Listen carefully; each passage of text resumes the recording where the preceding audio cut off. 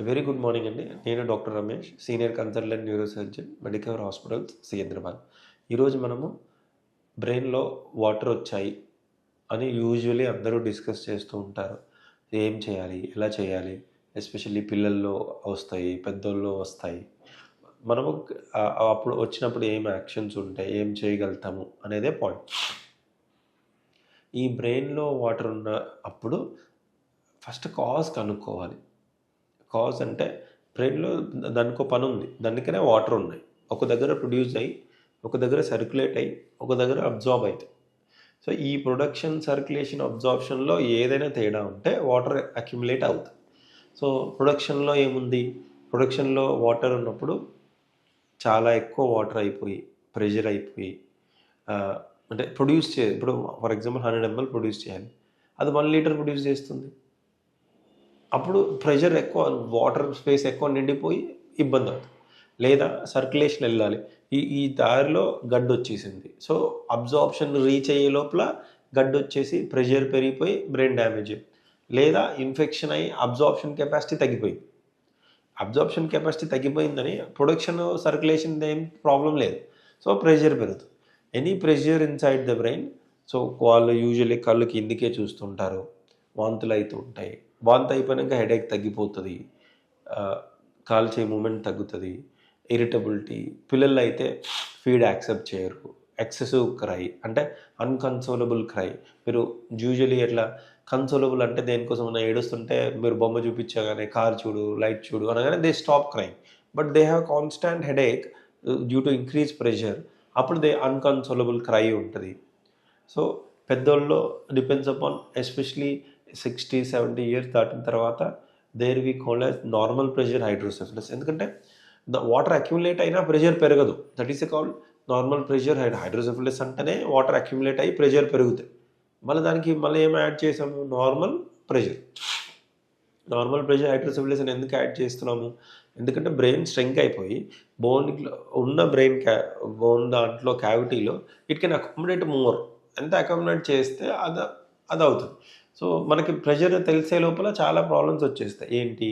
గుర్తుండట్లేదు, difficulty in walking, urine తొందరగా వెళ్ళిపోవాల్సొస్తుంది. ఈ normal pressure హైడ్రోసెఫలస్‌కి ఈ ట్రైయాడ్ ఈ 3 ఉంటే సార్ మెమరీ డిస్టర్బెన్స్ వచ్చేసాయి, నడుస్తుంటే ఇబ్బంది అవుతుంది, మూత్రం ఆగట్లేదు, బాత్రూమ్ వచ్చే లోపల పడిపోతుంది. These are the factors this decides. So, ఏం చేయాలి సార్ అంటే హైడ్రోసెఫలస్ అనగానే water inside the brain. Water పెరిగిన రీజన్ కనుక్కొని ఏం చేయగలుగుతాము? ఫర్ ఎగ్జాంపుల్ ప్రొడక్షన్ దగ్గర ట్యూమర్ ఉంది. ట్యూమర్ తీసేస్తే సరిపోతుంది. తర్వాత సర్క్యులేషన్ దగ్గర ఇబ్బంది ఉంది. ఆ పాత్వే ఏమైనా ఓపెన్ చేయగలుగుతామా? ఎస్పెషల్లీ సెంటర్ ఆఫ్ బ్రెయిన్‌లో ఉంటది కాబట్టి there comes the role of neuro endoscopy. Third అబ్జార్ప్షనే పోయింది. ఇప్పుడు ఫర్ ఎగ్జాంపుల్ ప్రొడక్షన్ నార్మల్ ఉంది, సర్క్యులేషన్ నార్మల్ ఉంది. బట్ అబ్జార్ప్షన్ పోతే సో, ఏం చేసినా లోపల అబ్జార్బ్ అవ్వదు. ఎందుకంటే అబ్జార్ప్షన్ ఛానెలే పోయింది కాబట్టి.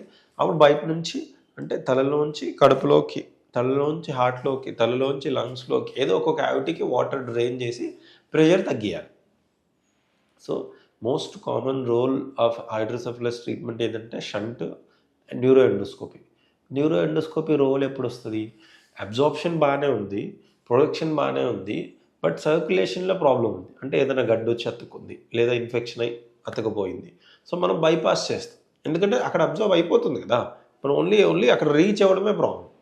బట్ ఇది అందరికీ చేయరు. ఎందుకంటే risk to life, risk to major vessels, risk to very technically demanding and అన్ని ఎక్విప్మెంట్ ఉండాలి, నావిగేషన్ ఉండాలి.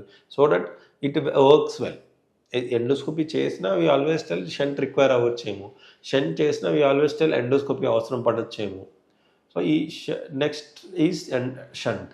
షంట్ కూడా ఎనీ ఛాంబర్ ఇక్కడ నుంచి వాటర్ ఇక్కడ పైనుంచి కింద పెట్టేసామంటే ఇక్కడ నుంచి ఇక్కడ డ్రైన్ అయిపోతుంది. వితౌట్ ఎనీ గ్రావిటీకే డ్రైన్ అయిపోతుంది. బట్ మొత్తం డ్రైన్ అయిపోతే మనకి ఇక్కడ ఏంటి ఎక్సెసివ్ ఫ్లూయిడే డ్రైన్ అవ్వాలి కానీ మొత్తం డ్రైన్ అవ్వకూడదు. సో, ఎక్సెసివ్ ఫ్లూయిడ్ డ్రైన్ అవ్వడానికి ప్రెషర్ ఎంత? How do you decide? High pressure ఉందా, మీడియం ప్రెషర్ ఉందా, లో ప్రెషర్ ఉందా అని ఎలా డిసైడ్ చేస్తారు? సో, జనరల్‌గా 80% ఆఫ్ టైమ్స్ మీడియం ప్రెషర్ సరిపోతుంది. కొన్నిసార్లు హై ప్రెషర్, కొన్నిసార్లు లో ప్రెషర్ బేస్డ్ అపాన్ ఎంత ప్రొడ్యూస్ అవుతుంది, ఎంత అబ్జార్ప్షన్ కెపాసిటీ ఉంది డిసైడ్ చేస్తాం. ఇలా కాకుండా ఫర్ ఎగ్జాంపుల్ మనం మీడియం ప్రెషర్ వేసాం, కానీ అది హై ప్రెషర్ కావాలి. చేంజ్ చేయాలి అంటే then we have to do ఇది రీప్లేస్ చేసి హై ప్రెషర్ షంట్ వేయాలి. అలా కాకుండా ప్రోగ్రామబుల్ షంట్ అని దొరుకుతుంది. ప్రోగ్రామబుల్ షంట్ అంటే బయట నుంచి మ్యాగ్నెటిక్ ఫీల్డ్ ద్వారా we can change the pressure from high to medium, medium to low, low to medium, medium to high. కానీ ఓన్లీ డిసడ్వాంటేజ్ ఏంటంటే cost. Anything good high and will come with cost. ఈ కాస్ట్ని effective కానీ we can avoid another surgery, stay, మందులు, infection. Any time when you keep a knife మళ్ళీ chance of infection ఉండొచ్చు కదా. So that so many thing ఒకవేళ మనం చూస్తే what we achieve is more than what we keep for money. So that is always ఈ finances are not the issue. Programmable shunt వేసుకుంటే help అవుతుంది especially that is. కానీ దానికి ఒక్క చిన్న ఏదంటే ఎప్పుడైనా మ్యాగ్నెటిక్ ఫీల్డ్, ఫర్ ఎగ్జాంపుల్ గుడికి వెళ్తున్నాం, ఫ్లైట్ వెళ్తున్నాం, ఆ మ్యాగ్నెటిక్ ఫీల్డ్లో వెళ్ళేటప్పుడు మీకు they should always show discharge summary that sir నన్ను చెక్ చేసుకోండి, కానీ but we doesn't want to go to strong magnetic field so that అది మళ్ళీ డిస్ప్లేస్ అవ్వకుండా. అయినా కూడా పెద్ద కంగారు పడాల్సిన అవసరం లేదు. ఫర్ ఎగ్జాంపుల్ ప్రోగ్రామబుల్ షంట్ వేసాం, వాళ్ళకి మళ్ళీ ఎంఆర్ఐ చేయాలి, మ్యాగ్నెటిక్ ఫీల్డ్లో వెళ్తున్నాం కదా సార్ మళ్ళీ డిస్ప్లేస్ అయిపోతుంది అంటే నథింగ్ టు వరీ. ఏం చేస్తామంటే ఆ ప్రోగ్రామర్ని పిలిపించి సో దట్ ఒకసారి ఎంఆర్ఐ మిషన్లోంచి ఎంఆర్ఐ అయిపోయినా కానీ బయటికి రాగానే అగైన్ వీ చేంజ్. సో ఇలా చేంజ్ చేయడానికి ప్రయత్నం చేస్తాం. యాజ్ ఆఫ్ నో మీరు అర్థం చేసుకోవాల్సింది వాటర్ ఉన్నప్పుడు ప్రెషర్ పెరుగుతుంది. రీజన్స్ ఏం ఉంది, ప్రెషర్ ఎందుకు పెరుగుతుంది, ఎప్పుడు ఎండోస్కోపీ చేయొచ్చు, ఎప్పుడు షంట్ చేయొచ్చు, ఈ షంట్లో ఎన్ని రకాలు ఉంటాయి, ఏది చేస్తే బెటరు, దేని కాస్ట్ ఎంత. But this is a treatable cost. ఇక బ్రెయిన్ ట్యూమర్ వచ్చేసింది, ఏ కష్టం, ఇక బతకరు అన్నట్టు కాదు కదా. ఇట్స్ ఓన్లీ ప్రెషర్ పెరిగింది. ఆ పెరిగిందని ఎలా తగ్గించుకొని సేఫ్గా బయటపడాలి అనేది చూడాలి.